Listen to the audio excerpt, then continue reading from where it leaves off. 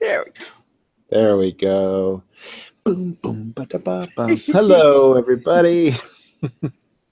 Welcome to Beyond the Wall. We are now in Yay. season 7. Woo. Woo. Woo.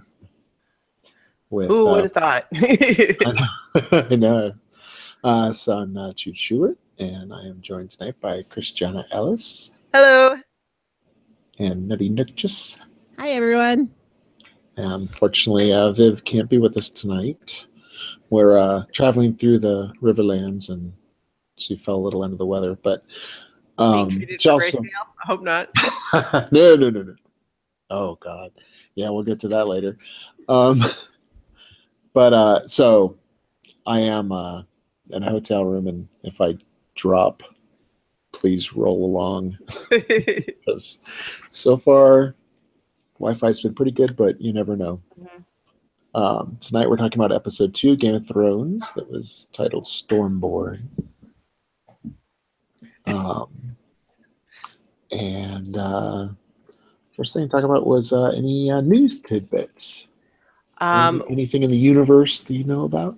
Well, since last time we talked a little bit about the announcement of Benioff and Weiss's new show and some of the controversy surrounding that, it's worth noting that whether or not anyone remains interested in a show with that premise, period, they did actually come out and kind of acknowledge that they could have handled the reveal better, in the sense of recognizing that this was likely to be a sensitive subject. And so, for example, the way they rolled it out could have highlighted more that they have,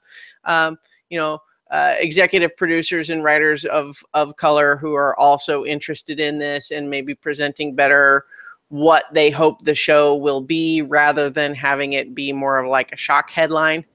Yeah. Am I frozen? I look like I'm frozen on my screen. Like you were.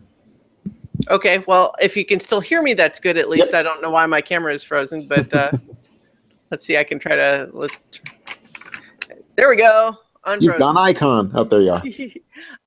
But yeah, so it was good to see at least an acknowledgement that they could have handled it better. And so whether or not the show is going to be something we want to watch is, that's going to be up to each individual person, and obviously it'll be based on, hearing more about it as it develops. But yeah, it was nice to have them sort of say, yeah, we should have known better, that we shouldn't have just put out a press release and acted like that was all that needed to be said for something of that sensitive nature. Yeah. Interesting. I've apparently just been hearing lots of people upset about Ed Sheeran on Game of Thrones. Still? I don't know why. So I was kind of out of the world last week because I was entrenched in a very deep business conference that I had absolutely no time to really see any of the fan reactions. So I didn't hear about any of it until I got home. And yeah, people are just, I don't get it. He was there. He played a small role. If you didn't know who he was, you would have missed it. And I really don't know who he is, except for the fact that people go, "Oh, Ed Sheeran," and I'm like, "Yeah, it was the same for me, that I didn't even really know who he was to begin with." Honestly, look, it's like, for people who are more familiar with him to begin with, I can understand being momentarily distracted. But honestly, come on. As I said on a post earlier today, it was more of a overt thing a couple seasons back when they had Bronn singing in reference to the fact that he was a pop star in the 80s, and that was kind of a, hey, look, Bronn's singing. Why is it strange that Bronn's singing? Oh, we're gonna put his music at the end credits. They didn't do that with Ed Sheeran. It was just he played a bit part. They've like made a thing about having it was Sigur Rós, I want to say, be the musicians at the Red Wedding. Like, I mean, they've done that before. They've had musician cameos. Yeah. And there is nothing to be angry about. People have made this up in their heads. Yeah, I don't get it. And I said, you know what? If it brought more viewers or got people talking about Game of Thrones, good for them. And I hope they do it with Drake next year. So just to get the haters back, you know? Sure. Let's have that character, Ed's character, be reprised. Just to say, screw you guys, we're going to bring him back. Just to show you how much we care about your dumb complaints. Look, we like gingers. We're going to put them in as much as possible. Kiss by fire. Although having more actors of color get cameos was probably not a terrible idea either. Yeah. Not a bad call. But yeah. In the book world, Sir Martin himself, on his Not a Blog, mentioned that the Germillion Fire and Blood, which is been controlled compared to the Silmarillion, will be released in 2 volumes. It's this history of all the kings of Westeros, Targaryen kings, and that it looks like it will be released in late 2018 or early 2019. And that Winds of Winter will be pretty close, either just before or just after. But he is still writing. It's not, been editing yet, apparently. Yeah. Well, yeah, I mean, at a certain point, it's kind of like, we'll believe it when we see it. I mean, it's glad to have an announcement after not having an announcement for so long, and one would hope that he would not do that unless he felt more confident in this one, but it's also not the first time that we've heard a date that kind of just didn't happen. Sailed by. One good thing is, though, that at least historically, once he turns it in, the editing process for his books tends to be less than other books. There tends to be less to do because he does a lot of the editing and fact checking and stuff on his side. So they're, like all of his content checks, like he sends it to Elio and Linda of Westeros.org. And so a lot of that stuff's already happening. So as fans, what we have to look forward to as soon as he says it's in the publisher, it's going to happen. And it's not going to be, they don't send it back to him for rewrites, and there's very little that they have to do. So I'll take your word for that. I was agreeing, like I knew that also, and said I was confirming what you said. I should say, I believe you. Yes. Yeah. That sounds reasonable. Yes. Okay. Well, let's get into the episode. Stormborn. You're a little farther from your mic now. Yep. Sorry. All right. Trying to adjust. No, you're fighting with it. Yeah. All right. Buzzmark getting H4 on the road. So in the opening, we get to have Dragonstone back, and we got to see Pike, and something that Viv had mentioned that I guess people had been observing, that if you look at it closely, the north of the wall, it looks like the water's freezing. Oh, see, I mentioned that it was a little different last week, but but what I had seen pointed out was not the water freezing, so I guess I hadn't noticed that about it. But what I had seen pictures of that I noticed was that they had taken what had before just been like mountains and made like an open area with an obvious road in it. Yeah, that's right. True. So we had paused it and rewound a little bit, and it did totally where that bay is. It looked like it was frozen over. Very ominous. I'll have to go back and look. So I don't know why, but for some reason HBO Now this week was very, very slow, and it didn't make me happy, and it kept stuttering, and I swear it took me twice as long to watch the episode. Oh, so it may influence some of my opinions here. I'm going to admit, now I am paying for HBO Now. I want everyone to know I am paying for HBO now. I had to download the episode because I couldn't use their site that I paid for. So, I don't know. Maybe it's just my area. I don't know if other people had that interest, that conflict, but well, they've been getting really good ratings, so maybe they were, unprepared for server load or something. Yeah, could be. It's the opening scene. Dragonstone, where it is storming and reminds everybody of the night Dany was born. Mm-hmm. This great storm. Yeah. There was a couple of there was some interesting stuff going on in this scene, and I think some of it was kind of below the surface. I had a Twitter conversation with Patman about this scene too in relation to Varys.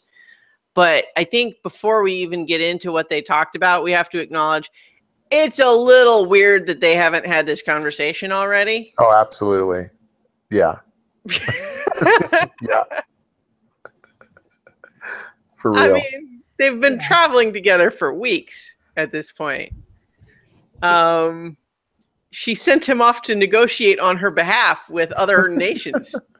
Right.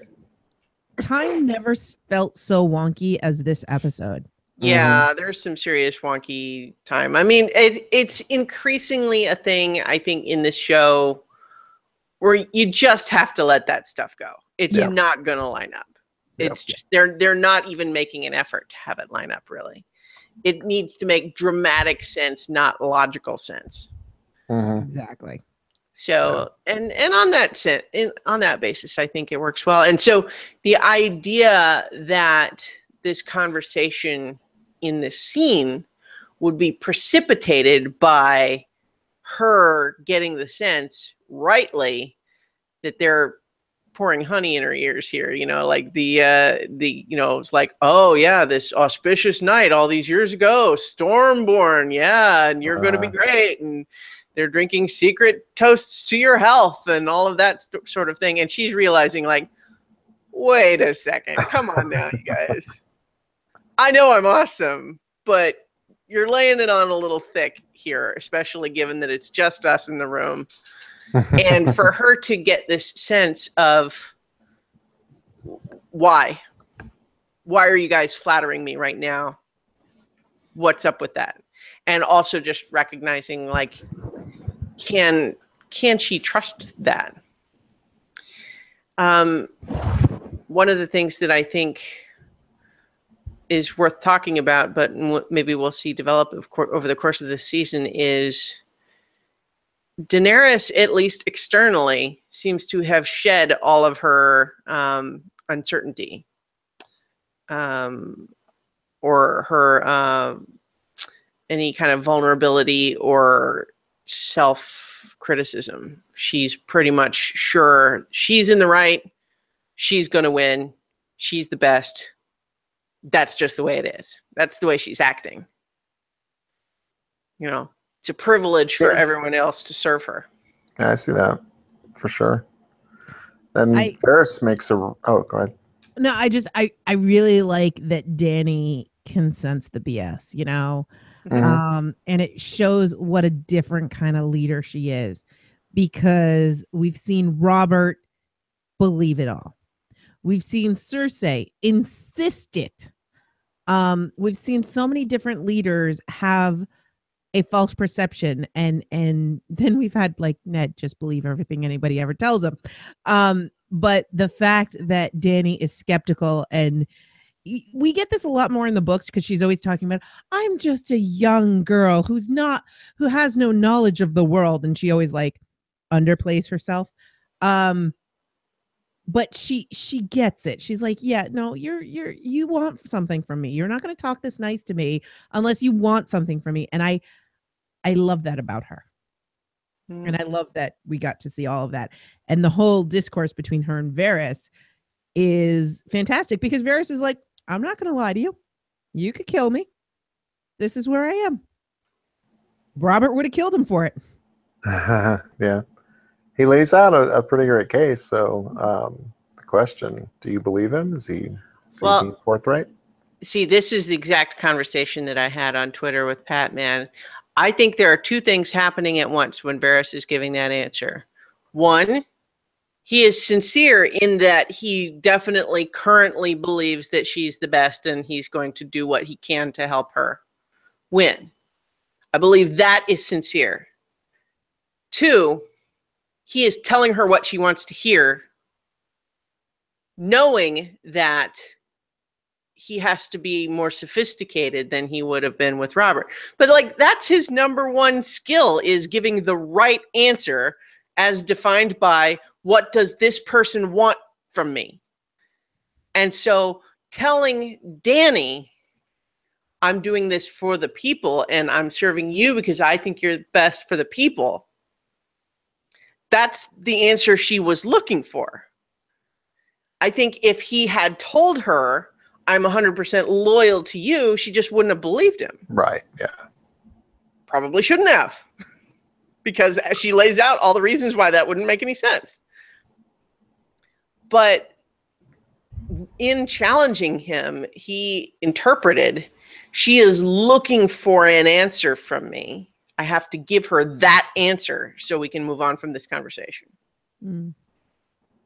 So I think he's sincere, but also telling her what she wants to hear. You don't think he's on the side of the people wholly? Well, I think that it plays into, it's not that it's a lie as much as a performance.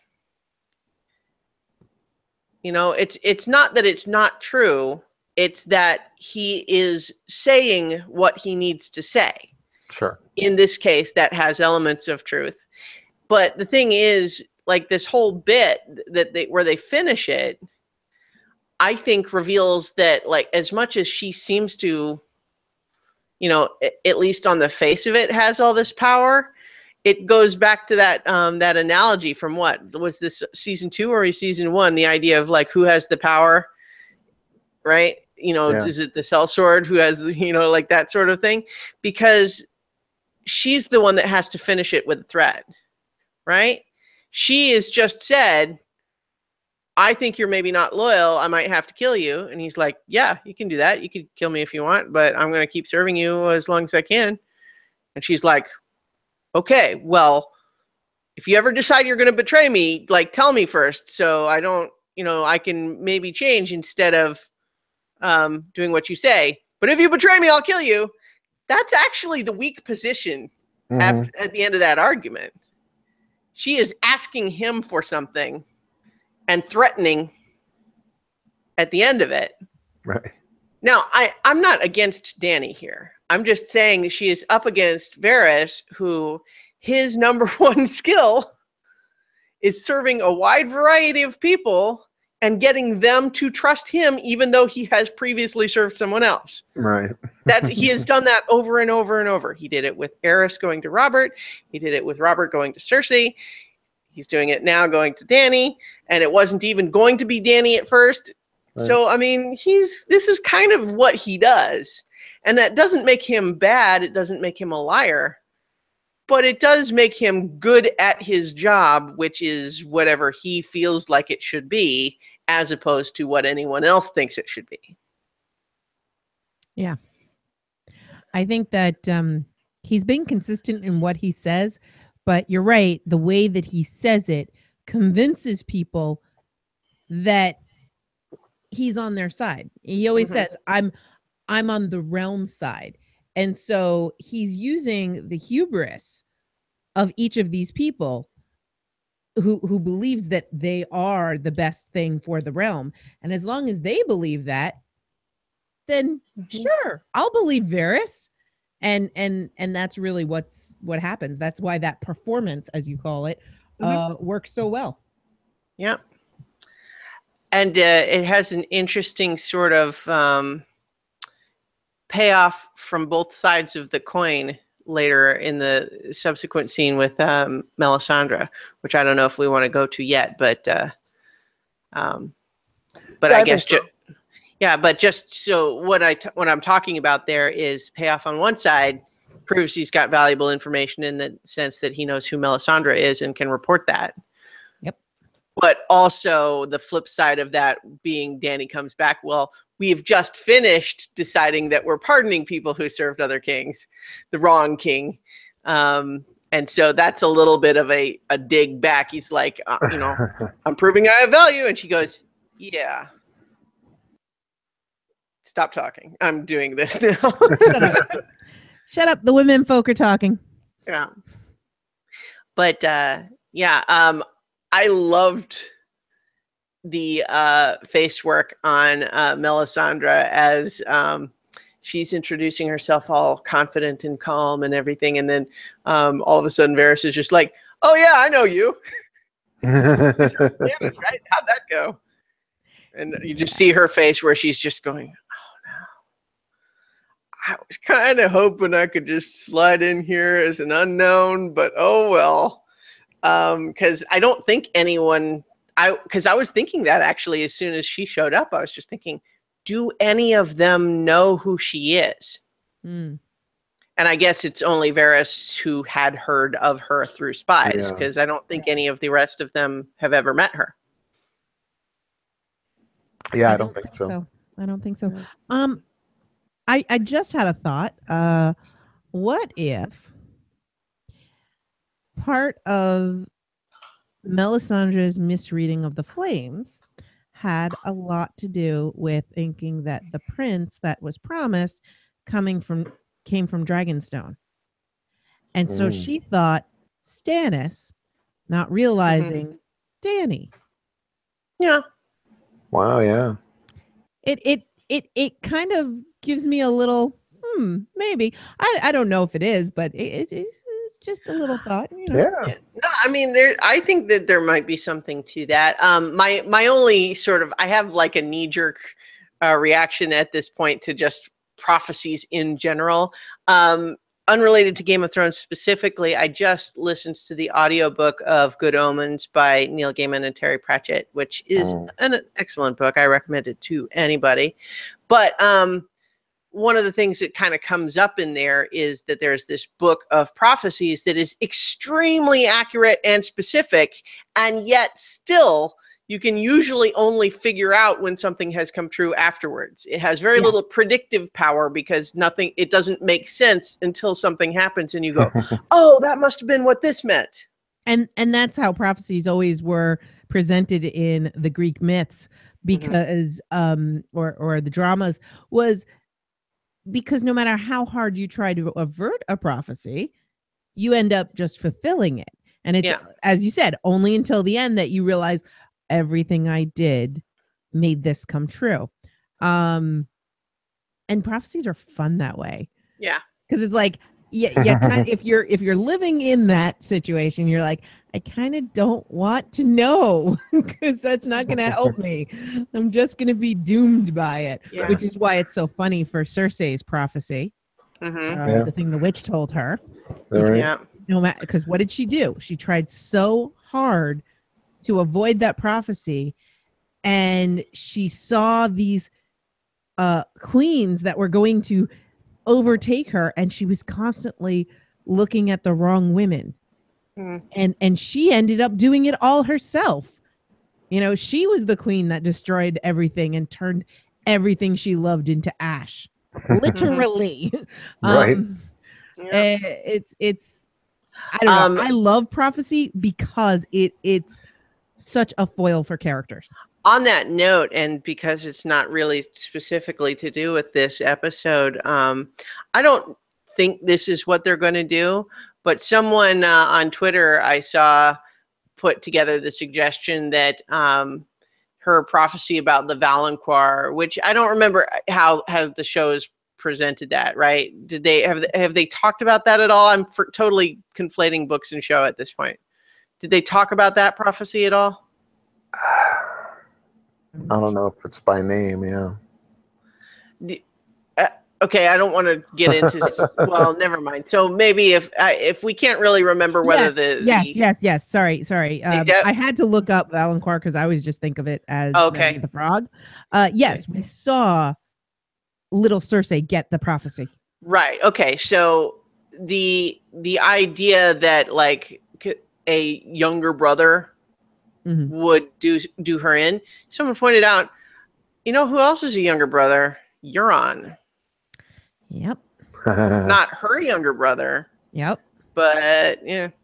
Anyway, I at the same time I can't help but feel like if that's how it played out, then in the afterlife I could imagine Cersei hunting down the prophetess Maggie and just saying that one's a stretch. I mean, come on. When you say younger brother, it's kind of implied. Like anyone could be someone's younger brother, but I thought it was a fun idea.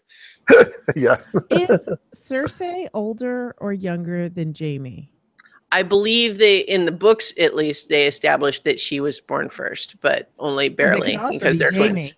Well. Yeah. Right. Yeah, definitely. Yeah. So Paulette has a comment that I was going to definitely bring up. How much she liked that they introduced that the prophecy of the prince that was promised is actually gender neutral. And I love that little bit from Melisandre. And she's like, actually, your translation's a bit off. That word doesn't have a gender.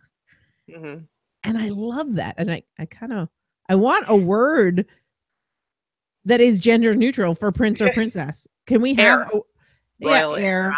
Yeah, it's kind of like Tyrion says, it doesn't roll off the tongue. No. I think that this reveal, I saw a lot of people talking about it, and that in a way that kind of seems like a lot of people felt this was a bigger deal than I did. And I don't want to downplay that, but I think it's just that in my head, it had seemed like it was always possible that it wasn't necessarily going to be a man. I always thought that because I always thought it was, more poetic, like, so many times man is used for mankind kind of a thing. Gender neutral. I always thought it was along those lines. I just really dug the fact that this is a Valyrian word. It means prince or princess, but their word for that doesn't have a gender, which implies that it is not based on gender succession. Yeah. So it opens up a whole new world of what High Valyrian society was like. It's also key. Sorry, I didn't mean to cut off that idea because I like that. But it's also just in terms of presentation, it's critical that it was Melisandre that pointed that out, because if it had come from Melisandre, it would be suspect, obviously. Agreed, 100%. Yeah, nice. And I think it surprised Melisandre. There's too many M names right now. Melisandre, I think it surprised her about that translation. I don't think her High Valyrian is as good as Melisandre's. Yeah. Seemed like it, yeah. Everything has always seemed kind of loose with her anyway, though. It's like...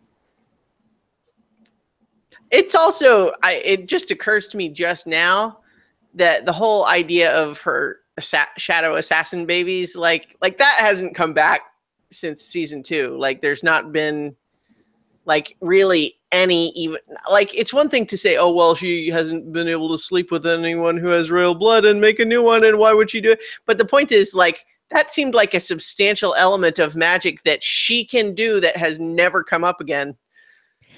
It makes you wonder if it was a hoax. Something of that magnitude. How could it be? What do you mean a hoax? Yeah.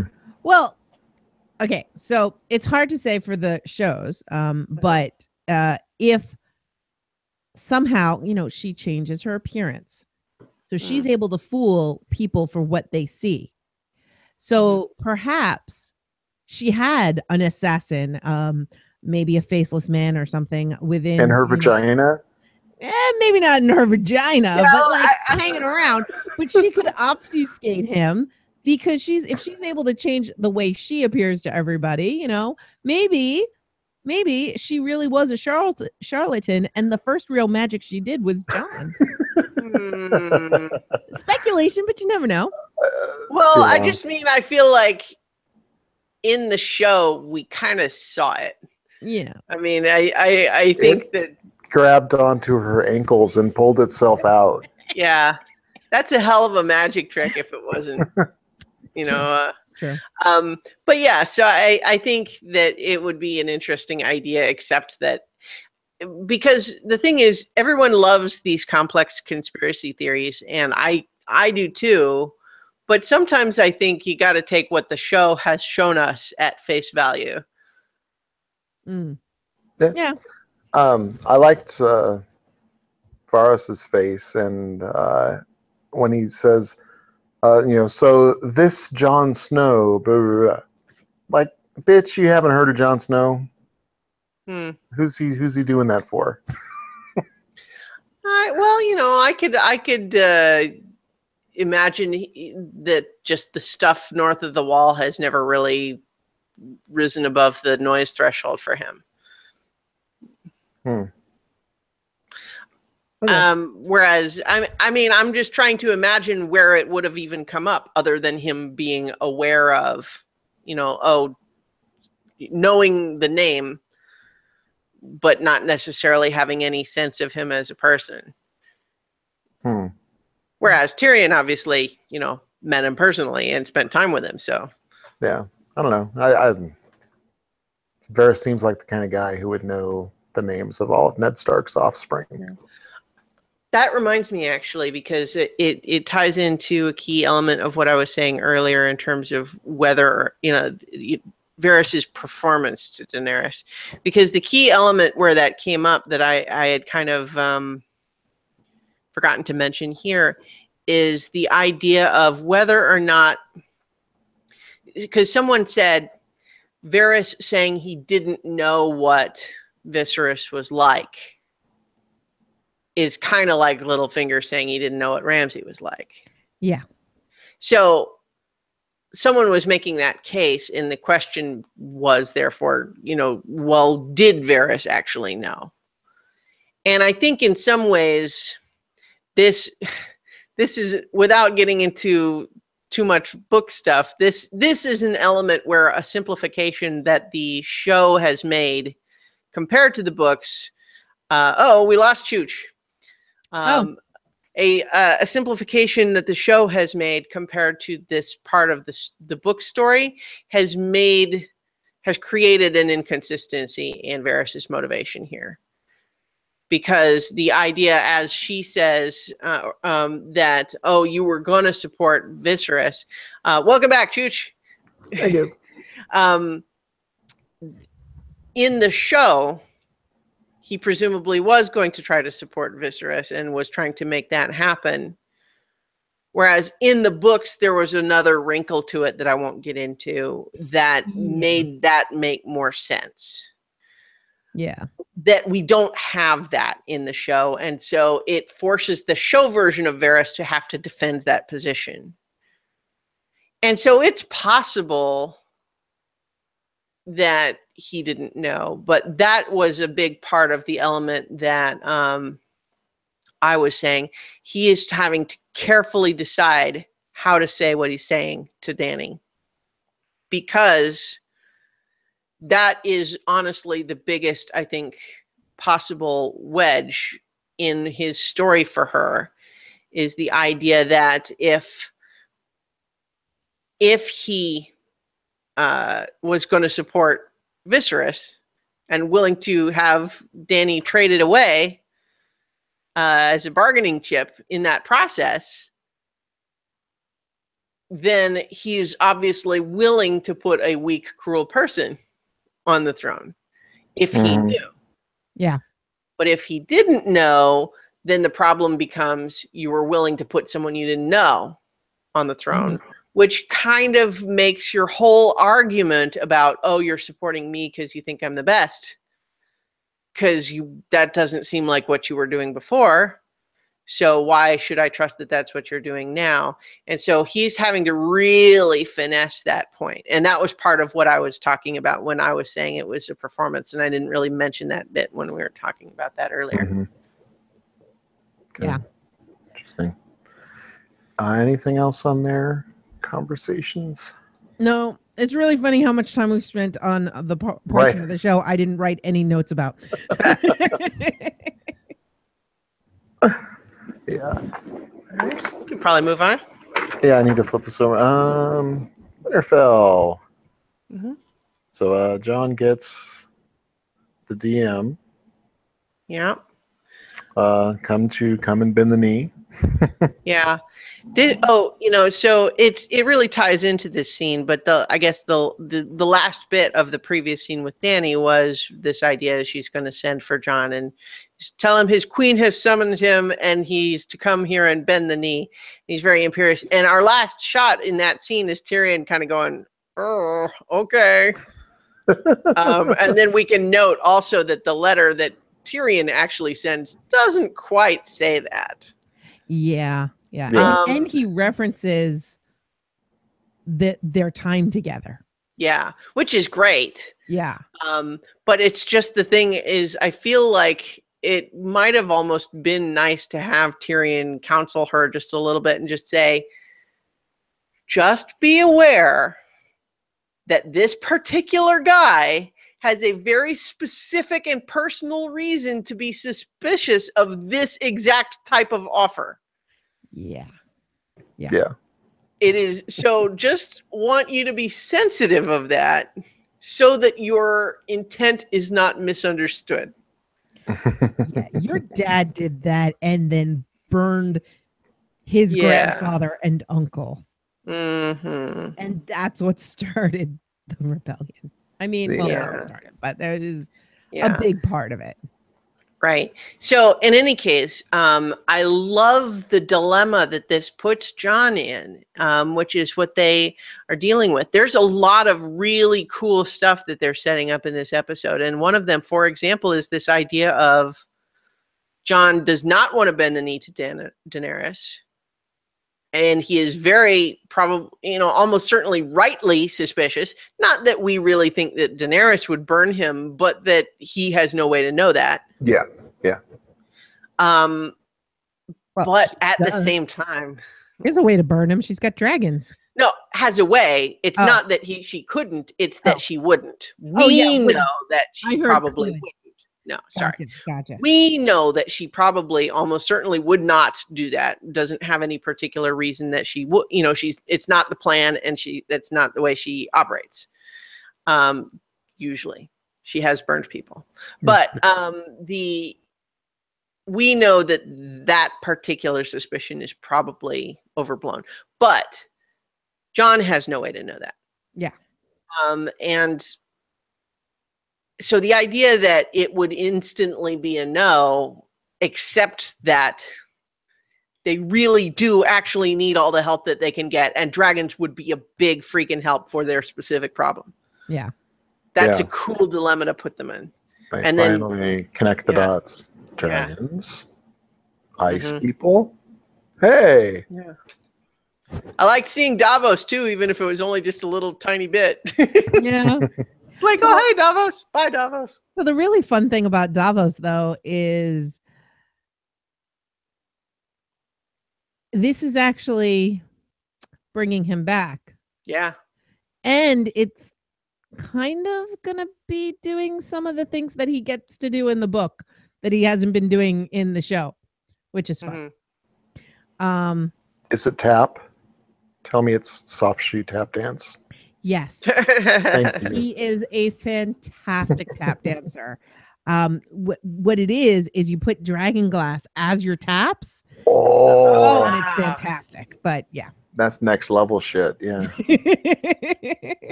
That's actually how the Night King's going to go down in the end, is they challenge him to a tap off.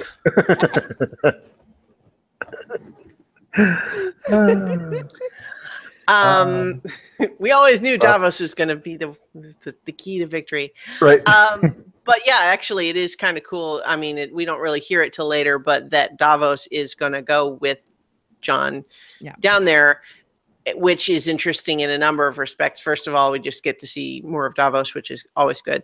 Having him bounce off a new set of characters, running into Melisandre there again, but also returning to Dragonstone, which he knows. So there's all sorts of interesting dramatic potential there. Yeah. Definitely. So head over to King's Landing. We get Cersei trying to turn the Tyrell bannermen against the Tyrells. Yeah. Making a pretty good case for it, honestly. Until she mentions the Mad King. And they're like, yeah, you kind of did what people were afraid he was going to do. I don't think they really said. Did they really say that though? Nobody said it, but no, Jamie certainly gave a look. A few people gave a look. Like, did she just fucking mention? Well, but at the same time, I feel like I didn't get the impression that the others were reacting that way. I mean, it's one thing for them to be wary because she's specifically speaking here to the people who are not necessarily already with her, right? I mean, so there's that element, but I think that where she hits home and where Jamie has some solid follow-up points with Tarly is this idea of tapping into the idea that, you know, she has done horrible stuff and has the potential to do more and more horrible stuff, burn you all alive in your fields. And she's got these Dothraki and these weird Unsullied soldiers, and they're all weird and exotic and foreign and scary. Don't you want to fight for our way of life and not let those foreigners come in here? Build a wall, man. I'm sorry to interrupt, but April O'Neil in the chat said dance off, pants off. And then Paulette said Davos went down to Georgia. He was looking for a dragon of steel. Nice. Jon Snow, rosen up your bow and play your throne game well. All right. Sorry. Back to just too much fun. So obviously I think Cersei made a relatively good pitch just in highlighting herself as the devil, working with what she's got for sure. Yeah. She makes a good pitch. Yeah. And then like I was saying, when Jamie pulls Tarly aside afterwards, first of all, recognizing, the others are going to follow you, and I could tell that you're not convinced yet, so let me try to sell you further. And again, kind of Jamie does a good job there of recognizing the two elements. First, your hesitation is you don't want to go against Olenna. But here's the problem. Olenna has already lost sight of helping you. She wants revenge, and that's all she cares about. So you can't count on her. So that's why you shouldn't worry about going against her. But then also, again, highlighting this idea of you're going to take the side, and with all these weirdos from out, and given what we know of Randall Tarly, we could see him buying that. Although I will say it was also kind of nice to see him, like, he's a jerk for sure. We know that already based on how he's treated Sam.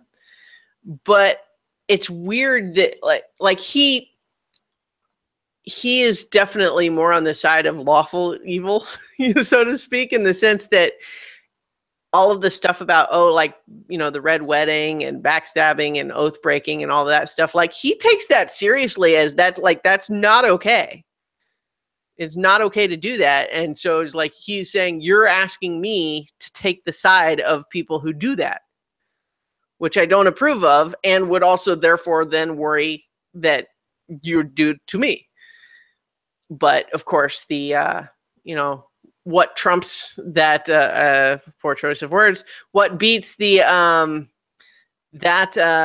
fear that they don't follow the rules is, oh well, you don't want foreigners coming in your lands, do you? Yeah. So and Jamie does a really great job of kind of upping the ante, so to speak, in this conversation. Like, so I kind of, hey, I want you to be the general, man. I want you to lead everything. And he's not quite, on it. I'm not an oath breaker. Nice job. And then, hey, what about Southern Warden? Yeah. He's like, ooh. Yeah.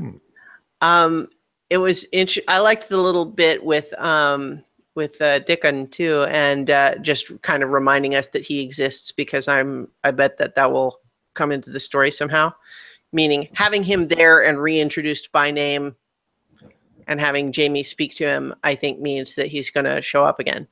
Yes. But and the actor Tom Hopper, who was on Black Sails, which was an amazing series. If people didn't see that, which was on Stars, I think. But I also saw a meme which, despite being a little crude, I thought was kind of funny.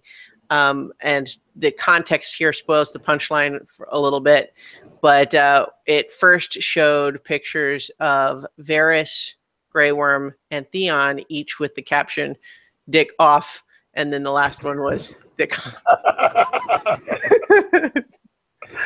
And that's got to be a rough name to grow up with, because like they have Dick in their language, so it's not like it's weird. It's just our anachronistic. No, they say Dick.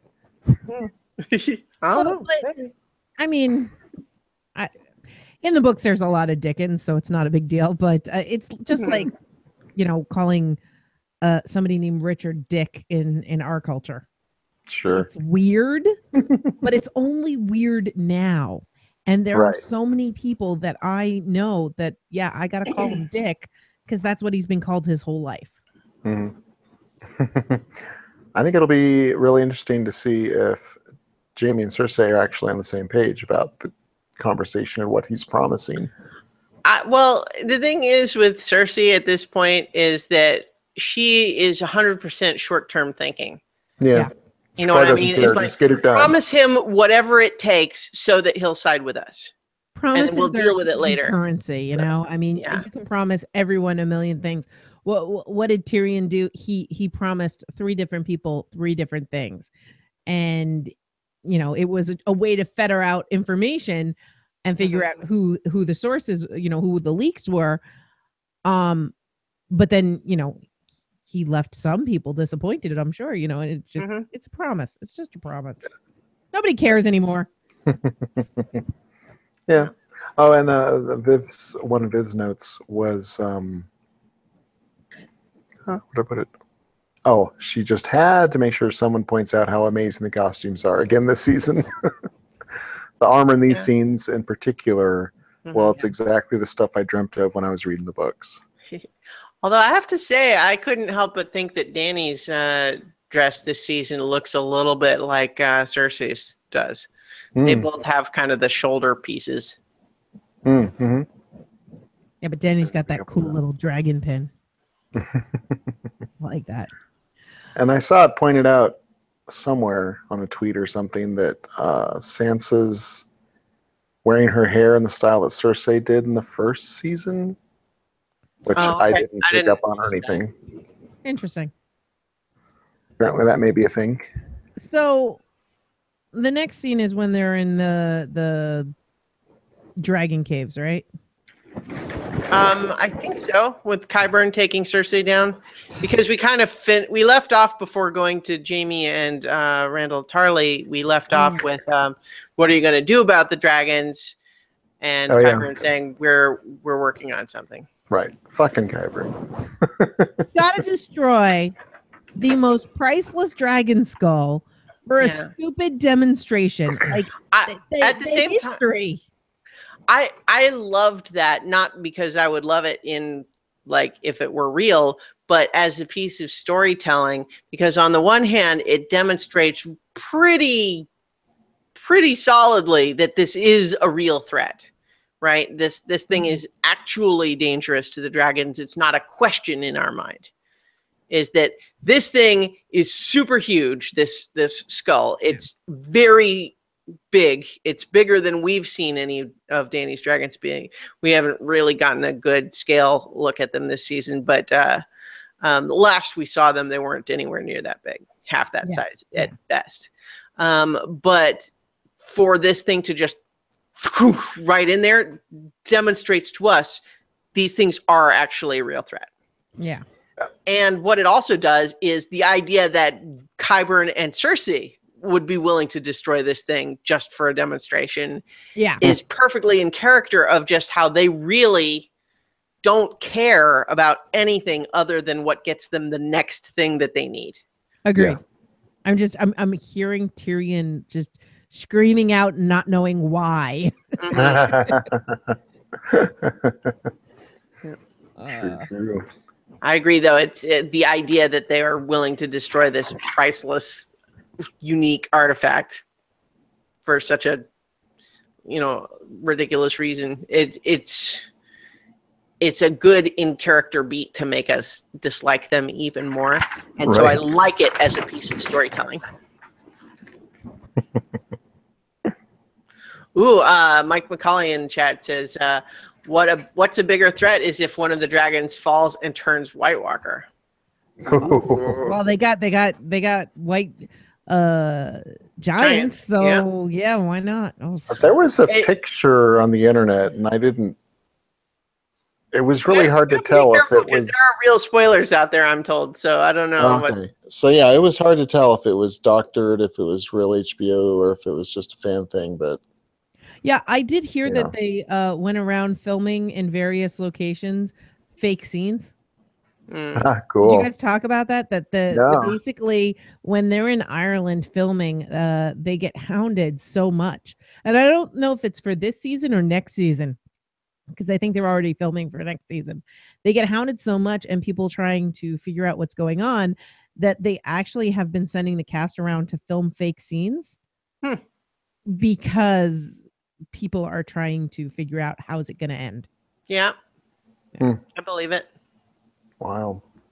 So Tyrion, my next note, by the way, and I think this is the next scene, I could be off, when they're figuring out their plans. I like his strategies. This is what I love about Tyrion. He is smart, and we really see, so I'm watching it and I'm like, all right, it seems all right. And then I have the questions, and then Olenna asks the questions, and then he answers, and it's like, that's right. Not only is he smart enough to figure out, okay, we're going to distract them and conquer, but I'm going to go and I'm going to destroy my own home. And that's how in this I am. Some sacrifice. It's a big deal. Right. We all got skin. Although we know that it's not really that much of a sacrifice for Tyrion. He doesn't have any particular affection for Casterly Rock. But at the same time, I agree that I like his thinking, and I like him in the scene in terms of being able to explain the strategy and all of that. But one of the things that I really love about this scene too is how we've got all of these different parties together, united by they're all mutually wanting to see Cersei go down, but they have their own histories with each other. And I loved that stuff being brought back up, like Tyrion jabbing Illyria with, oh, we know how you like to fight wars. And we don't, Myrcella was an innocent, and she's just like, my biggest regret is that my husband is dead because he was fighting for you. Yeah. And no Lannister is trustworthy. And then, it's obvious that, Olenna is just kind of sitting there bored to say, when do we get to the part where Cersei gets killed? And, and Yara is just kind of also sort of feeling like, I came here to fight. Where are we fighting? Are we going to fight? Come on, let's fight. I want to, that's what we came here for. Let's do it. But at the same time, I love that this alliance, first of all, it's setting us up to be surprised, shocked later in kind of a classic dramatic twist of making it look how strong they are. They've got all of these allies coming together. They've got a good plan. How could they lose? Yeah. I did. Mike McCauley had said in the chat earlier about this scene, how much he liked seeing all of these women sitting around a table planning things. Because, there's men in here, but each leader from every area is a woman. And that's fantastic in a world like Westeros. Yeah. I mean, for Dorne, no big deal. But for everywhere else, pretty big deal. Mm-hmm. And I do like how the scene showed that it is a alliance of powerful allies, but how fragile it is. Like you mentioned, the little barbs they were doing. We don't poison little girls, right? Yeah. Bringing back to what Oberyn had said. We don't hurt little girls and Dorne. And it does raise the question too of just, okay, everybody wants to take down Cersei, but we know that at least Dany's ostensible plan here is that she wants to rule the 7 kingdoms. Yep. And we could imagine Olenna, if Dany is successful, being content with, okay, well, we were one of the 7 kingdoms before, we'll be again. And if Dany can do it, then fine. But I can't really imagine. I feel like Yara would even be willing to make that concession of having, as long as she's the ruler of the Iron Islands, that Iron Islands could still be under that. But I can't imagine at this point that Ilaria would be okay with just. I feel like she would want Dorne to be independent. I think Ilaria would, but Dorne has always had the titles of princess and prince. So while they've been as part of the 7 kingdoms, their leaders are not just lords or ladies. They've always been prince or prince. And I think she'd be fine with going back to that. All those people are dead. She overthrew them. They had a revolution. I know, but that's what I'm trying to say. Like, I think she'd be okay as long as she was the princess. I don't think she would. I think that was kind of her whole deal, is wanting to overthrow anyone who had any power over them. Oh, see, I thought it was just she's mad. Yeah. Yeah, I guess I assumed it was just the pure revenge that she's a mirror of Cersei. Well, but she no long-term thinking. She's just, we got to kill her. I mean, she killed like Prince Doran. Yeah. Just for being insufficiently willing to fight a war. Yeah. And I cannot imagine her then saying, "Oh, but I'm willing to go back to being under someone else's control for you." Mm. I feel like she would be saying, "Our army is going to help you take King's Landing. In reward, Dorne is independent." I feel like that would be the only deal she would be willing to make. Sure. See that. But I don't know. It seems like we're not really. Not only were we not wasting a lot of time dealing with that, but it's maybe moot given everything that happens. Exactly. Yeah, it's very true. So, and then, go ahead. I was just gonna say we've got sexiness coming up. Well, so first we have the aside with Lady Tyrell and Be a Dragon. And Viv, this was a scene that Viv really liked, the grandmotherly moment with Elena. It was always a damned wonderful moment, first with Mar and Loras, and now with Dany. Well, plus, anytime you can tell someone to be a dragon, it's a good moment. But it's interesting because she's kind of like, go ahead, burn down the countryside. Yeah, see, that's kind of where I was more hesitant to applaud that, because on the one hand, on the face of it, it sounds sort of affirming, but I've kind of been feeling a little bit with Dany like, I'm not sure she is being as thoughtful about some of this stuff as she ought to be. And it was nice to see her follow Tyrion's advice and even echo his suggestion of, I don't want to be Queen of the Ashes. Mm-hmm.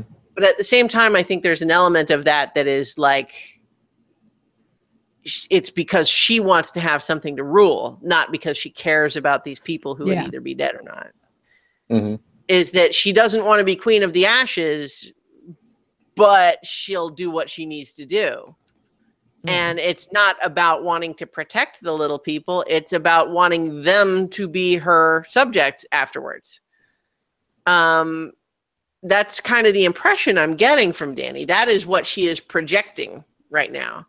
Now, I think we have seen her be more complex in the past, but that's not kind of how she's acting right now. And I sort of felt like, I don't know that being told to be a dragon is what she needs to hear right now. And I think that we've kind of been told twice at this point that Olenna is in it for revenge. That's what she cares about. Yeah. And she does not care what happens other than that. And so for her to say, be a dragon is like, well, yeah, I want you to do what I want you to do. And she has some valid points in this idea, but she is also saying, I have lived this long because I ignore the clever men. I don't feel like that's good advice. No. Yeah. And I don't think that's true either, because she's always said that the men were stupid. Like when she was talking to Marjorie, she's like, are you kidding? My husband's an idiot. He is an oaf, I believe the word was. And my son's an oaf as well. You know, that she has not ever ignored clever men. They've been oafs. What about Littlefinger? She works with Littlefinger to poison Joffrey. Exactly. I mean, that was not ignoring clever men.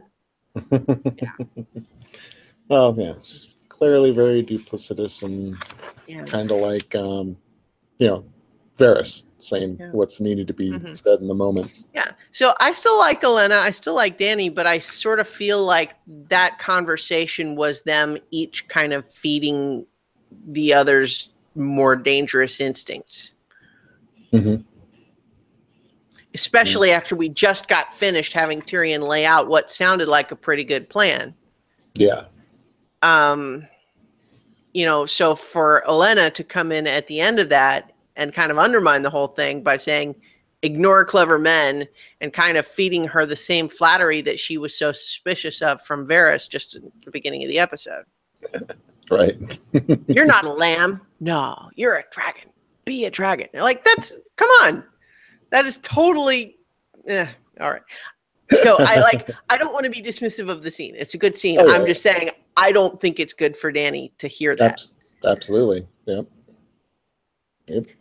So, Caitlin in the chat says, do you think Tyrion is hesitant to attack King's Landing because he's still worried or cares about Jaime? Is this a tactical decision, or does his emotions for his brother play into this somewhat?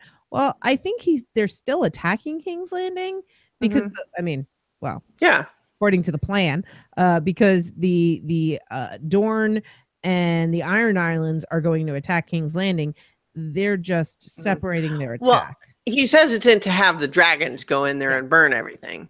Yeah. I think that Tyrion does care about Jaime, but that's not figuring into his decision making, I don't think, here. Yeah, I don't think so. Paulette says he could also be worried about wildfire still being restored. That's a valid point. That's a valid point. And then Caitlin says, in the books, Tyrion left Jaime in bad spirits, but in the show, I think this relationship is very different. Yeah, the books has a very different Tyrion at this point than the show. And I kind of am enjoying that because I don't think I'd like to watch that Tyrion on my screen. Yeah. Well, we kind of fast forwarded through that dark arc that Tyrion went through in the books after leaving King's Landing, which was fine with me. I agree with you.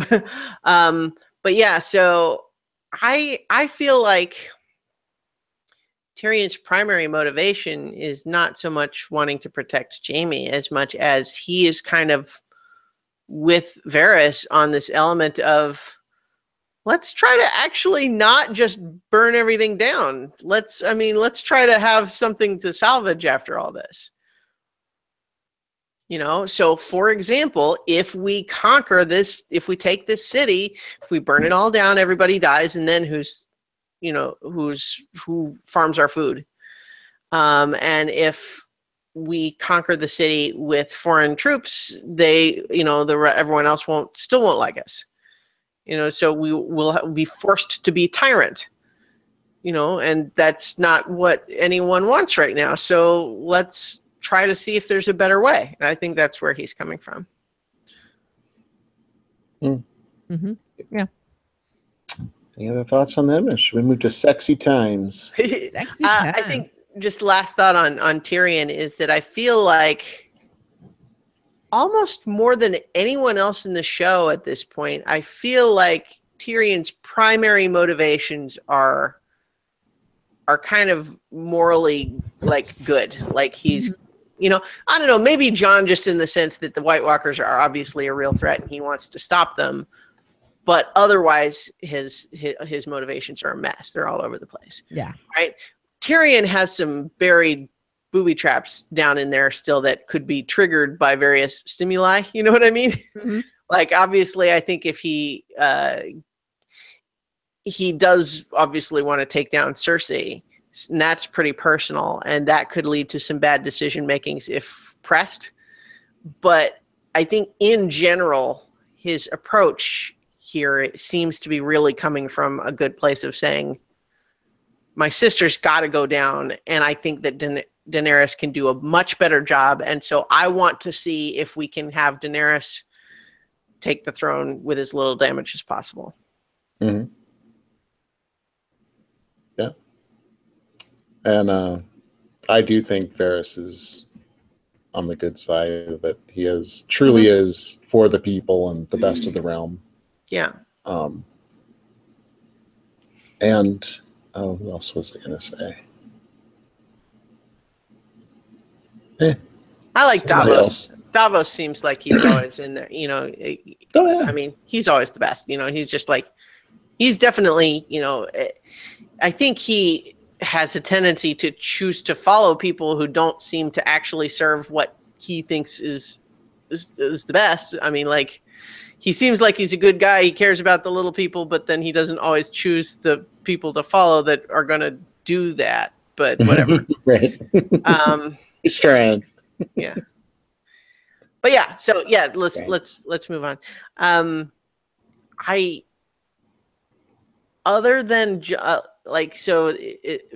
moving on to sexy time. Yes. Other than kind of liking that this happened, like, I like that it occurs, and that it's kind of treats it from, like, the whole issue could have been treated in a more exploitative way, but they kind of just deal with it. I like how it was handled, with the minor caveat of her outfit was ridiculous, that all she needed to undo was one tiny little knot at her waist and the whole thing just comes off. That was weird. But anyway, she was going to say goodbye. She was prepared. Yeah, I suppose so.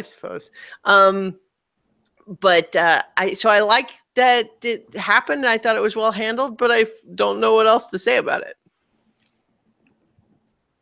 Yeah, I liked it. I definitely liked how it was handled as well.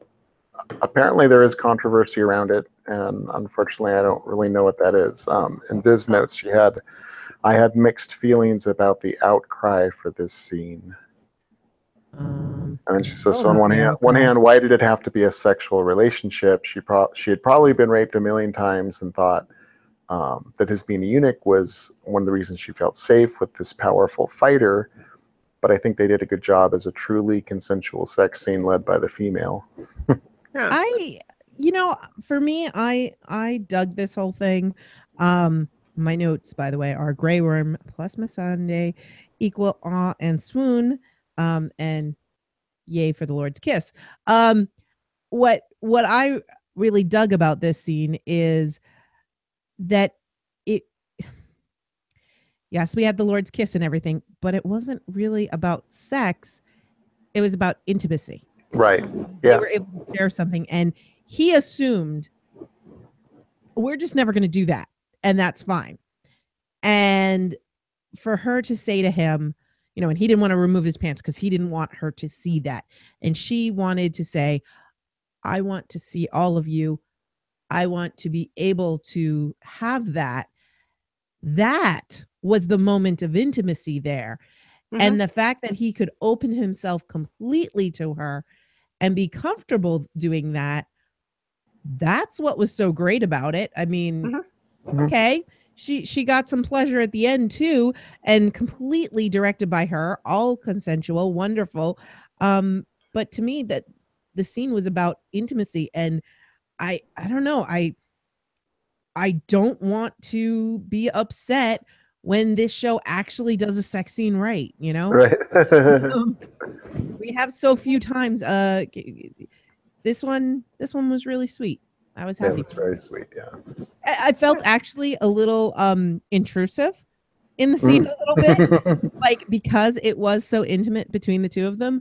There was a moment where I'm like, I don't need to see that angle. I don't need to see all of this. As beautiful as the two actors are, it felt very real to me that I did feel that I was intruding on them. Yeah, intimate and innocent. Yeah, they're both innocent. They're, yeah. I loved it. I mean, it's been such a slow burn with those two too. Also, I mean, it's not like this is some surprise thing. They've been building to this for 3 seasons. Yeah. Yeah. So anyway, so I'm not aware of what controversy there. Yeah, I'm not either. So I'm going to pretend that the internet's and I think place. I think we can also all kind of echo too that we're not uncritical show apologists in every case. I mean, there have been plenty of times where the show has handled things poorly, but this didn't strike me as one of them. Yeah. Agreed. Let's move over to Old Town. So we did skip one brief scene with Old Town, but they're kind of out of time, so out of the time zone, so it doesn't really matter. So first we get Jorah with the Archmeister getting a checkup, and he gets a timetable that's not very good. And so I got a question. Archmeister prescribes suicide. Yeah, I got a question for this. Why did they send anybody to Old Valyria? Why don't they just kill them? Why don't they give them the option of death? My guess is that it's kind of a maesters don't do that thing. We need Maester Kevorkian here, because I mean, the idea that you are going to lose your mind and infect others, that's really scary. I have less of a problem with that than I do with the idea that only because he's an anointed knight does he get that option. Yeah, there is that. I didn't get that was a suicide option. I was like, what's he going to do with the day? Oh, he's going to write letters? Like, I didn't get it. Well, there's that too. But that was kind of, that was my impression, was the suicide option. But I was thinking to myself, why do only knights get that? Yeah. It's one thing if the maesters want to say, we're not going to execute people. Yeah. But to not let them have that choice feels maybe like... Grayscale's so dangerous they don't want to be responsible for the cleanup. Could be. Yeah. Burning the bodies might spread the disease. So Tibby actually has a question on that. Any thoughts on the theory that the grayscale would turn out to be a biological weapon they can be used against the White Walkers? I mean, it's an interesting idea, but do we have any kind of, other than just it being a possible connection, is there any kind of evidence to support that? Or is it just we're trying to draw that kind of takes away your mind, which is a pretty nasty side effect. Yeah, but it doesn't happen like instantaneously. Like, I feel like that would take a lot longer. Plus they get aggressive anyway, so then you're fighting White Walkers who have grayscale. I feel like it would have to have a different effect on them. Paulette says you could say the same thing about leper colonies and the way people were sent off before antibiotics. I think the difference is, though, that they knew that lepers did not lose their minds and were not attacking people. There wasn't going to be a period of possibly decades where they're just mindless and violent. But it was a pretty horrible thing, Yeah. And again, it's like, I don't object to them sending them to Old Valyria. I object to them only giving anointed knights the other option. I think that no matter what, it should be the person's choice. Yeah. I am definitely in the whole right to death camp, but not, execution sort of a thing. So. Yeah, that was, clearly just a plot device to get Sam to learn his name. Yeah. Well, I think that, there's some interesting connection there too. It's possible that there could be some grayscale connection. The fact that we're setting up Sam to be able to do this really cool thing in curing it, and that it's possible it could have some story relevance beyond helping Jorah. But at the same time, I can't help but feel like we don't need every single thing in this world to be connected to every other single thing. Yeah. It's not dirt gently.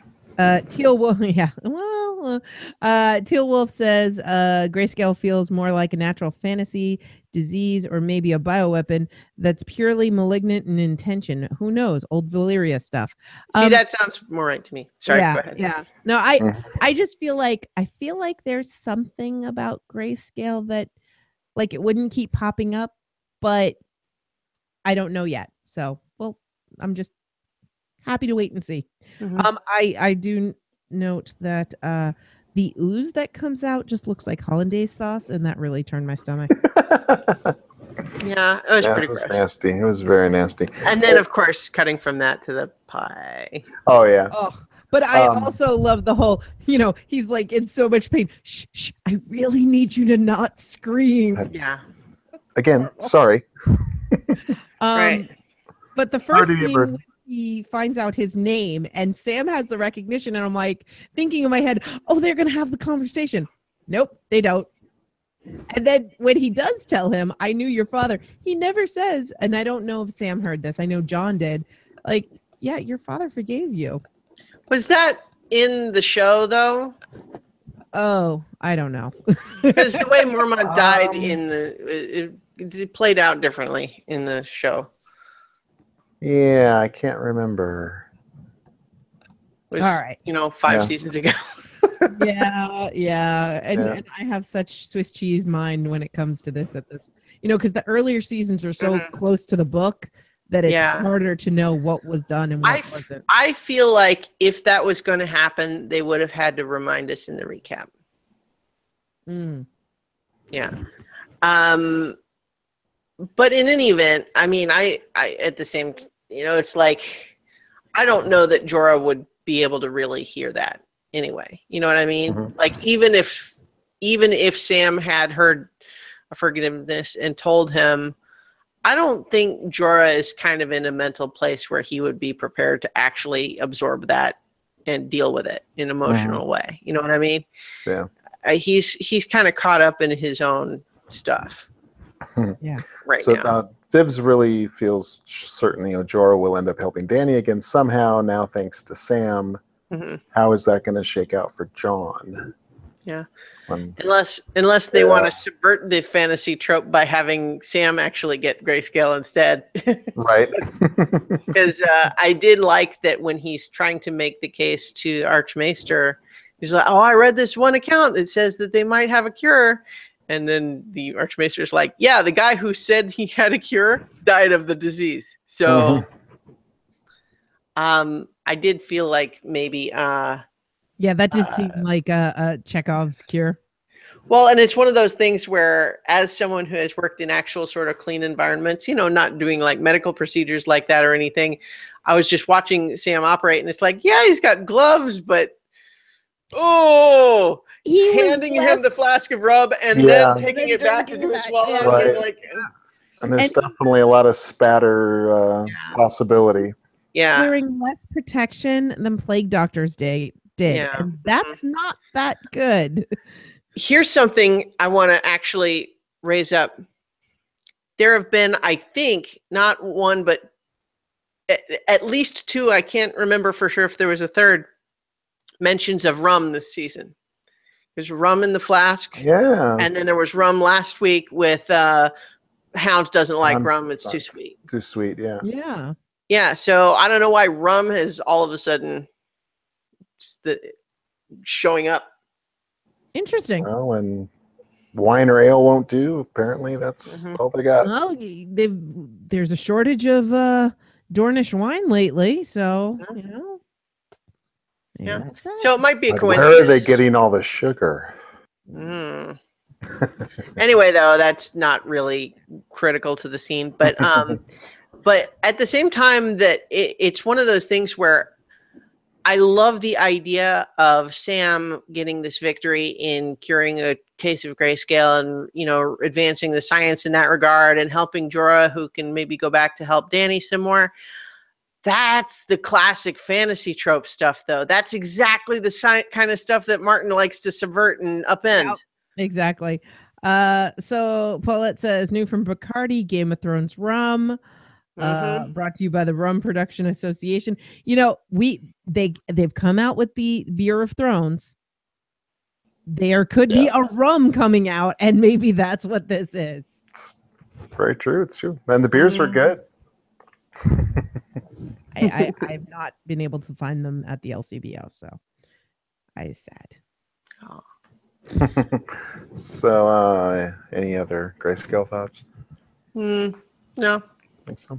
So we head to a tavern in the middle of nowhere. I'm sorry. I keep doing this, but one last thing that we just as we're switching. She's even doing the thing.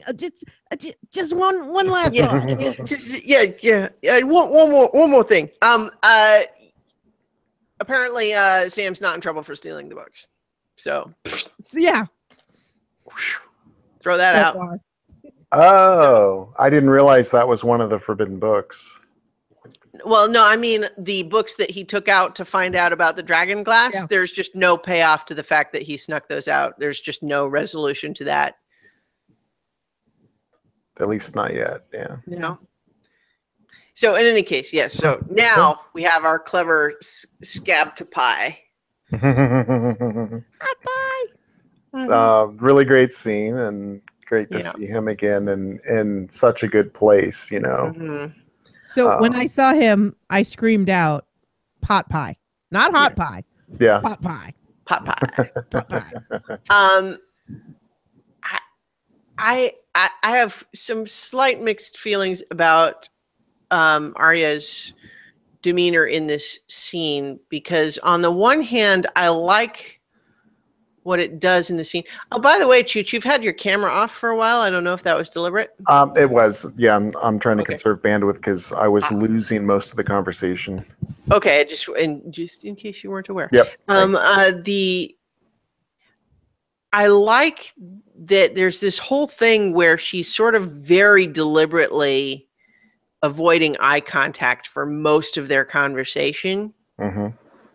And I think that there is that element of her specifically trying not to get back emotionally involved with him. Mm-hmm. Until she hears about Jon and Winterfell.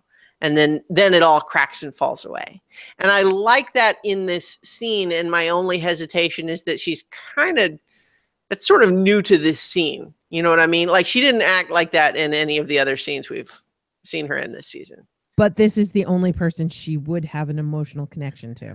I guess, but I just felt like it was a little bit of there was a gap between the way we've seen her act and now there's here, and it was not like we see her go into that or anything. It was more like, yeah. So I liked it in the scene, but I just felt like it was sort of like contextless in that regard. Viv's notes have another moment of humanity and a touch of nostalgia, and then hope, question mark, which I think is what they were going for, that she hope had possibly, seen Jon again. Mm-hmm. She started the conversation with dead eyes of someone like the Hound. And it's where she's like, I'm going through the list, but it's a pretty empty existence. She's also, during that whole bit, she's very conscientiously not quite asking for food. She's taking it and then kind of smoothing it over. So it's kind of like pointing to the pie. Who's that for? Grabs it and starts eating. Later, do you have ale? And before he can reach to hand it to her, she seizes the mug. So it's a little bit like her not wanting to accept the food from the Lannister soldiers last week, right? It's this idea of she wants to take what she's having, not to have it given to her. I was feeling that she was very Sandor Clegane like as she was in the inn eating. Mm-hmm. Yeah. I just wanted to see her tear apart a chicken. So, Hot Pie mentions Brienne. Well, you know, the big lady. She's the night lady. She was wearing armor. Right. I assume she's a knight. That was a lot of great callbacks. Well, I love all of the mental space that goes on in between him asking the question and then her just saying, "She found me." Yeah. Maisie Williams is an amazing little actress. And she's not so little anymore, but she's still amazing because there's so much that she did just with face acting. Mm-hmm. So I think it was Paulette. No, it was Tibby in the chat had said that the actor that plays Hot Pie, he's actually a baker also, and he bakes little direwolf cookies. I read about that. Apparently, he has the actual bread. Mm-hmm. They're like £1 each of these direwolf loaves, and the place is called You Know Nothing John Doe. Oh, that's hysterical. That's even better. I saw someone complain though that it's like game of scones. It was right there.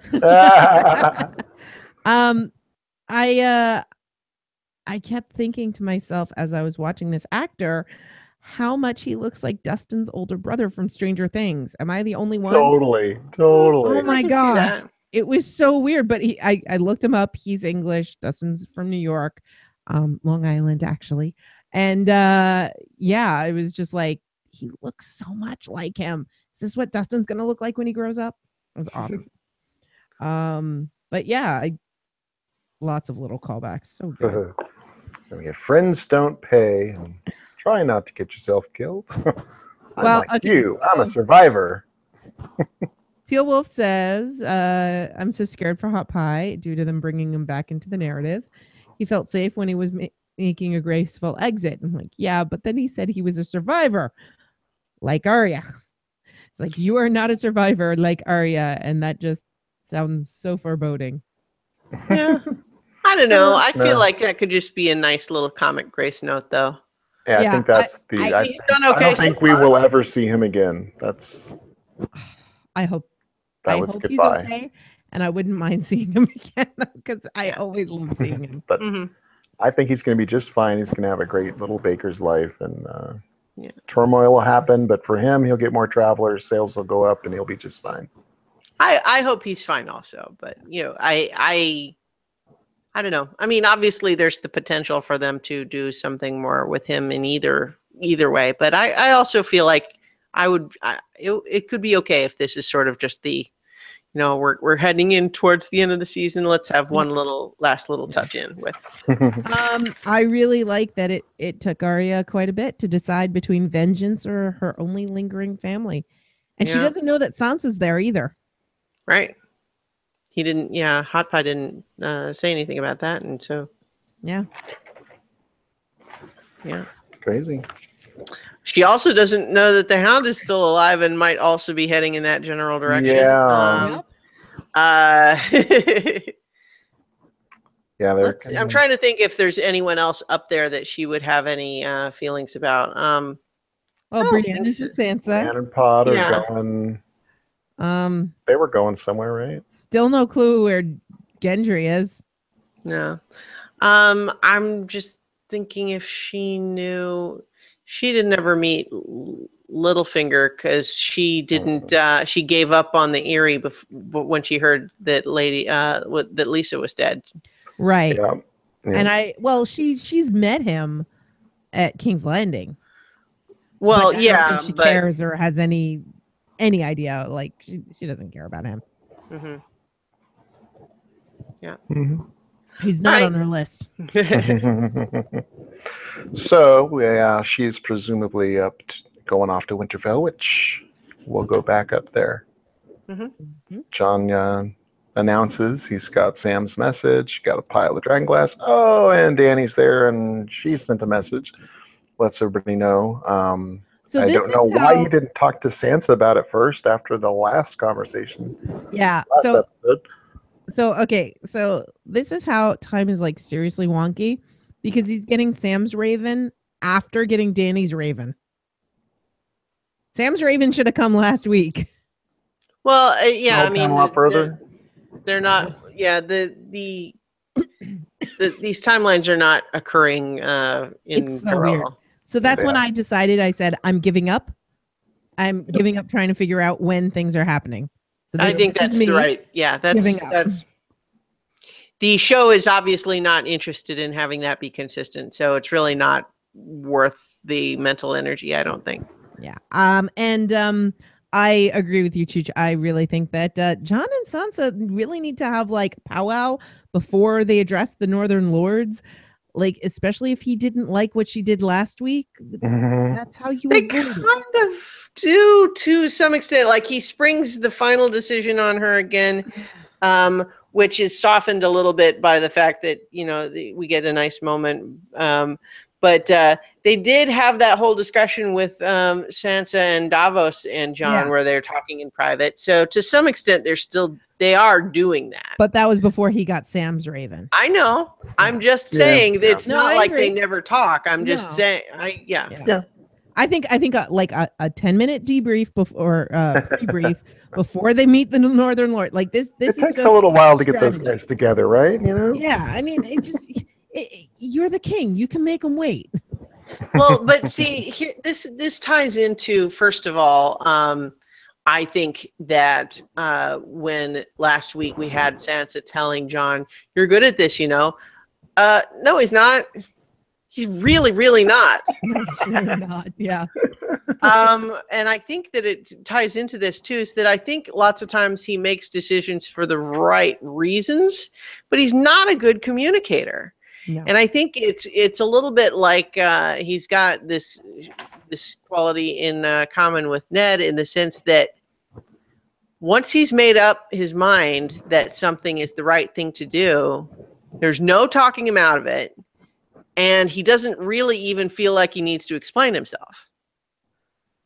And if he's challenged, then he'll make a half-hearted defense, but there's certainly no prep work being done there. And so it's kind of like here where, he had just had a conversation with Sansa and Davos where they were agreeing, nope, this seems like a bad idea. This is too dangerous. Mm-hmm. Gets new information, and without a reconsult, he decides, oh, well, I have to do it now. I'm just going to announce that it's done, that it's going to happen, and then I will deal with people being mad, but I don't need to warn anybody or get them on my side ahead of time. Yeah, and it seems like he really is in the right at this point. She will only talk to the king. Yeah. Why would she negotiate with anybody else? And yeah. So I certainly resolved well with his announcement. Yeah.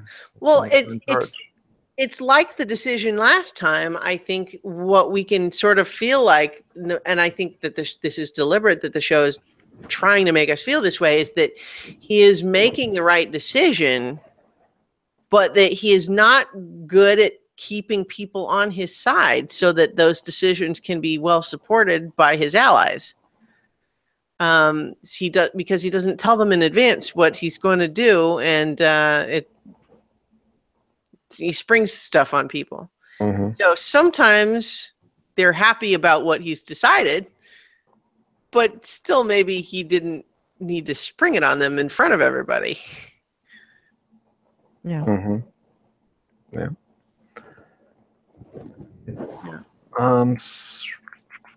So then we have we go down to the crypts. You don't belong here.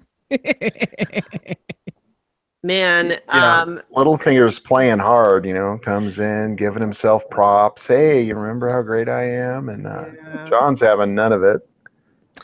Boy, Littlefinger, for being a smart guy most of the time, is so prone to huge miscalculations anytime it has to do with Cat or Sansa. Mm-hmm. Because boy, did he make the wrong call in saying the words, "I love Sansa."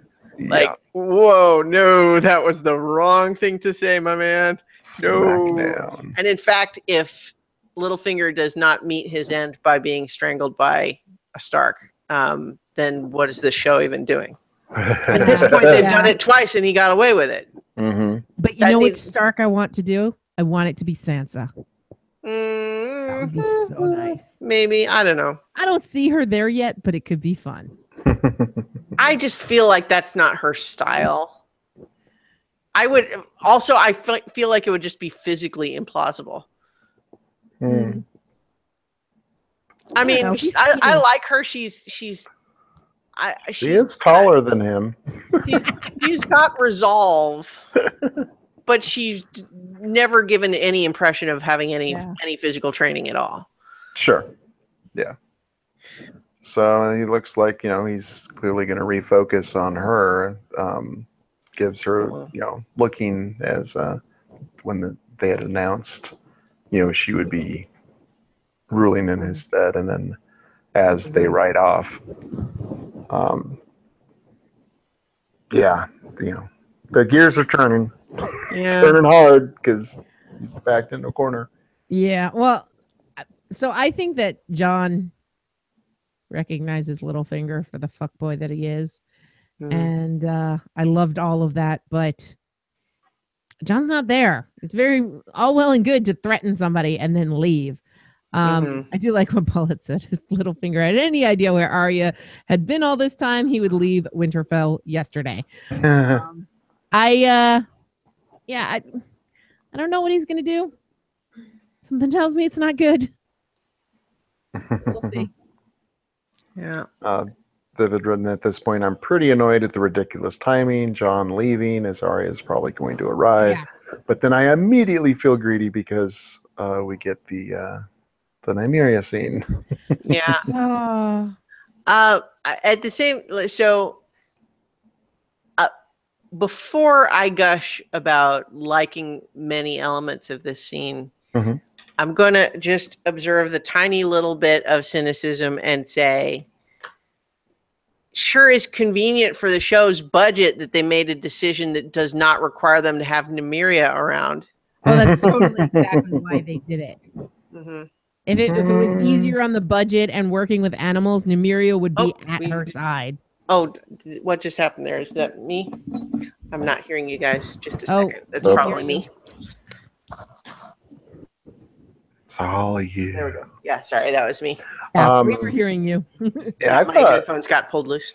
So I was saying that I 100% think that if it was a budget decision, that they would have totally sent Nymeria up with Arya if they could afford it, if working with animals was easier, yada, yada, yada. I suppose. Yeah. We also still haven't seen Ghost. Yeah.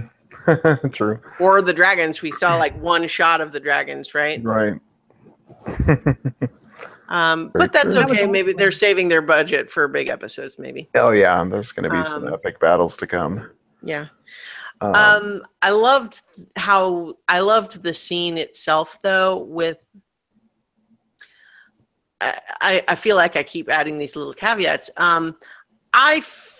I had to be reminded of the line that Arya's line is a callback to. The that's not you. Yeah. I had to be reminded, what is she talking about? That rang to me immediately. I heard her say, So okay, I'm the dumb one. I have no idea what that's a reference way back in season 1 where Ned tells Arya, someday you'll marry a lord and be the lady of a castle or whatever, and she just says, no, that's not me.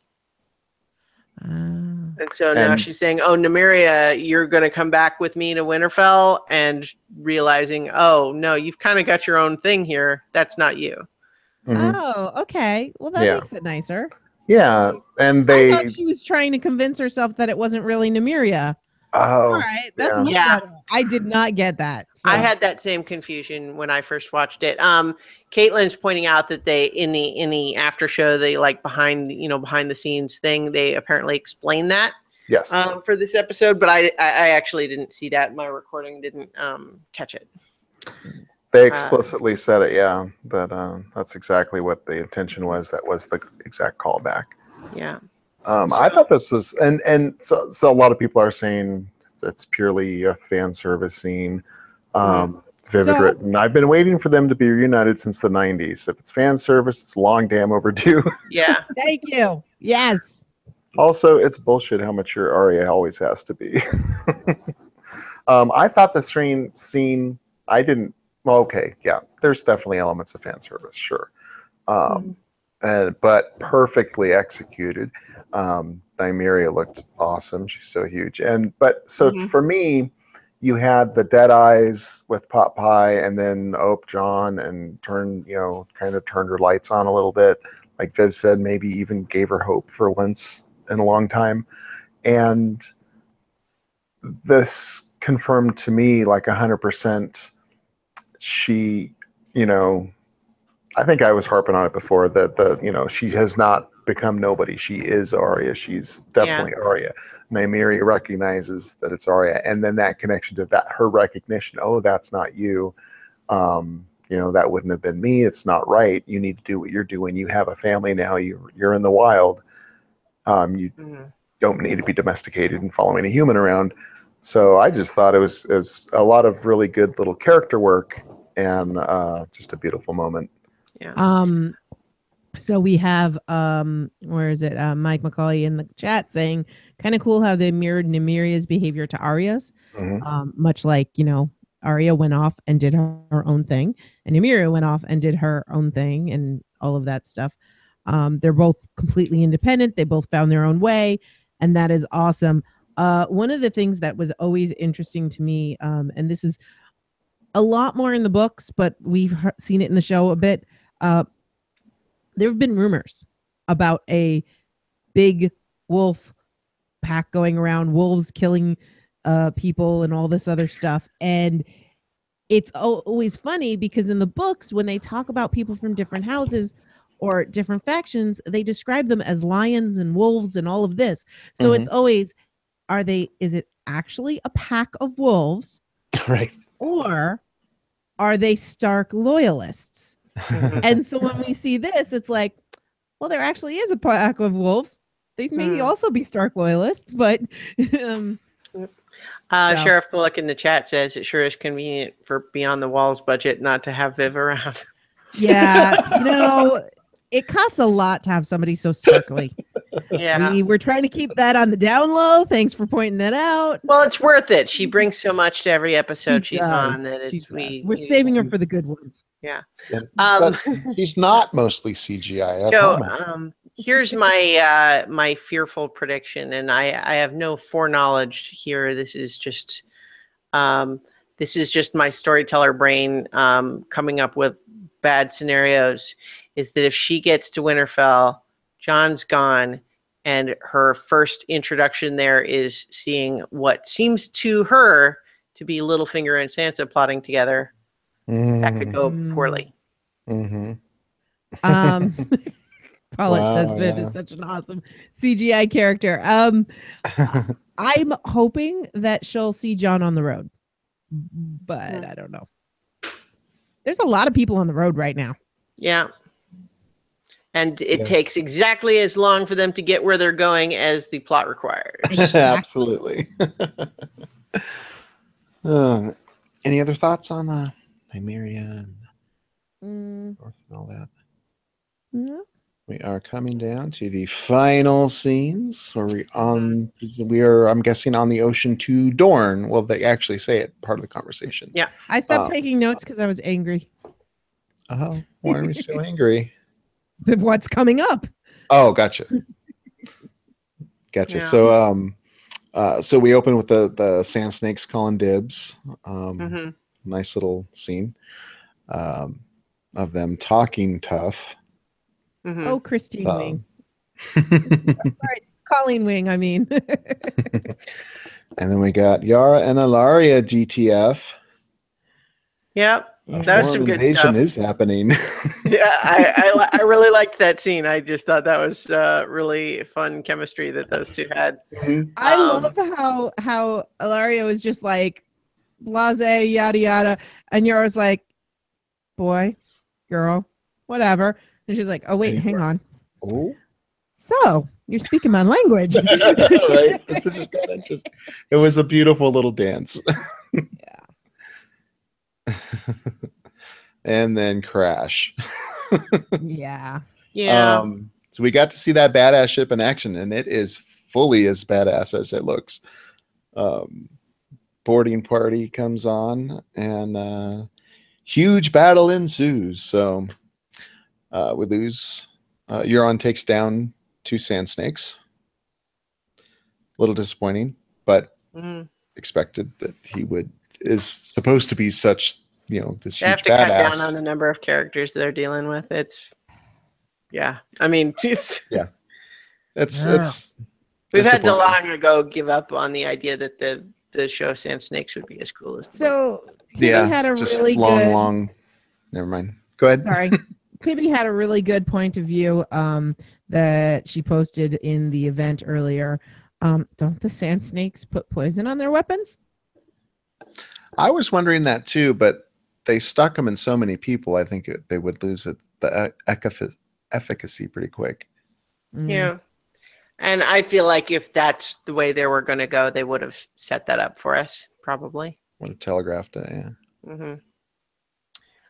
Plus, they were surprised, too. It's not like they prepared for this battle. Yeah. Oh, yeah. They were totally caught by surprise. Yeah, I can't imagine you poison on your weapons if they're just like hanging by your side. That would be prone to accidental poisonings, right? Unless they've spent it's not really in the OSHA standards. Unless they've spent years developing an immunity to iocane powder. I mean, I will say before we got to the battle, there was one moment where Ilaria was kind of being pretty cavalier about having Theon get her more wine. And I did like that Yara kind of just said, he's not your servant. And, and he says, I don't mind, but I did like Yara sort of defending him there, even if it all became kind of part of that little psychosexual power game that they were playing. So I thought that was there was some good stuff happening there. But of course, I feel like this is the episode where I loved everything but keep coming up with all these little nitpicks for it. As traumatizing and upsetting as it was to, have some of the stuff that happened here, at the same time, I mean, we had to know it wasn't going to just be a smooth ride for Dany's plan, right? So there had to be something. But what I will say is that I feel like the episode could have better communicated to us exactly how much of that fleet has now been destroyed. Yes. Like, did Euron just sail in the cover of night, take out a few ships and capture the command ship like that? Or is the whole fleet wrecked now? It looks to me like all the ships that were in that area are toast. Yeah, when Theon was floating, that's my guess. I think that implied it was the whole fleet. But I had written the question on, and I wasn't following, I guess, the early conversations in the plan. Like, were the Unsullied on that boat? Were they ferrying them? Casterly Rock. Yeah. They're going different directions, right? Yeah. Mm-hmm. Okay. So Mike McCauley says that Pacey knows how to kick ass. As we said, Euron reminds us from Dawson's Creek. Right. The thing that I think was seeing the one sand snake get speared was hard. I'm glad we didn't see that with Colleen Wing. But seeing Yara hung off the bow of the ship, that was really hard for me. Wait. Yara? I don't think it was Yara. I think it was one of there's 2 sand snakes. Oh, yeah. I was under the impression it was Yara. Yeah, each of them on the bow by their own weapon. The whip and the spear. Okay, that makes then seeing Colleen Wing hung is not so great. But no, I thought it was Yara, and that was really hurting me. Okay, so Yara may be alive. That's a good thing. The implication I had from everything was, because that was definitely not Yara hanging. Okay. So my understanding is that Ilaria and her daughter, the one of the sand snakes that came down to defend her, those two were both taken alive, and then Yara was taken alive too. Mm-hmm. Which specifically puts into context what Theon did, because on the one hand, we can certainly read that as, cowardice, or he let his PTSD trauma get the better of him, which I think there's a strong case that is what happened. But we can also really seriously say, what else could he have done? Yeah. If he had rushed Euron, he would have killed Yara and then killed Theon too. I mean, it's just, that's what would have happened. So honestly, jumping overboard looks bad, and we can see Yara being disappointed. Mm-hmm. But that means Theon's still alive. Yara seems to be still alive, at least for now. Hopefully, Euron won't immediately do anything horrible to her. There's potential for rescue, maybe. So we can understand why she would be disappointed, but at the same time, what else could he have done, really? Die on his feet, maybe. That's kind of, I guess, what the expectation was. But yeah, and it was interesting how they did cut over to him, his eyes, scanning the carnage, and they're cutting out somebody's tongue. There's that PTSD of them hacking on people. But it is, whether it was cowardice or not, and Viv wrote, he knows Euron would kill him both, or PTSD. It's really powerful. It was definitely the only out he had, other than a suicide run. And she wrote a stark contrast to what Jorah's enduring for Dany. It looks like only 2 of the sand snakes are dead. Yeah. The one. Well, there was only 3 that we see in the show. So yeah, the one that flirted with Bronn is still alive.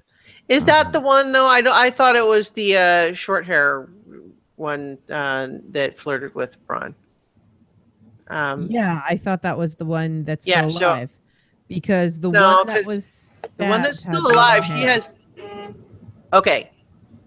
one that's still alive. Yep. Is Ilaria's daughter, who has the long wavy hair.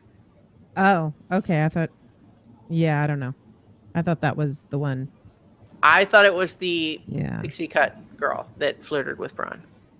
I don't know. I'm forgetting. I don't care. I want to move on because I don't care about that particular bit of trivia. I really don't. I'm not helpful because I thought it was Yara, but yeah. To answer another one of the questions in the chat, though, as far as different roads that would be traveled, John, I believe, was planning to sail to Dragonstone, not yes, he's not march. So he's probably going down to White Harbor and then sailing from there instead of, so would not be going through the Twins. So he said that. He said that as the plan to all the lords. Yeah, we're gonna ride to White Harbor and then sail. Okay.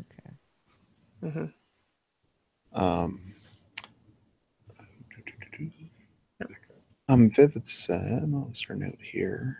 Just occurred to me though, I'm kind of looking at this map of Westeros that I pulled up that shows the King's Road not going through the Twins, which seems dubious to me. Isn't that the whole point? Yeah. But anyway, I don't know. I don't want to relitigate that right now. We're already late. Yes.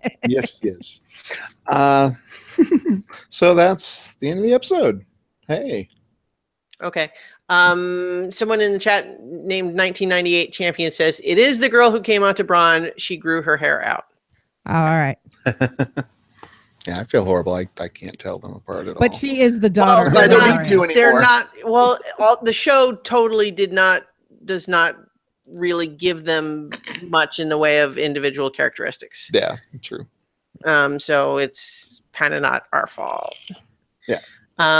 Although to be fair, even in the book where I consider them to be more awesome, there's really only 2 of them that kind of have their own individual personalities, and the others are all just the group. But anyway. Interesting. So any other general thoughts on it? We can do ratings.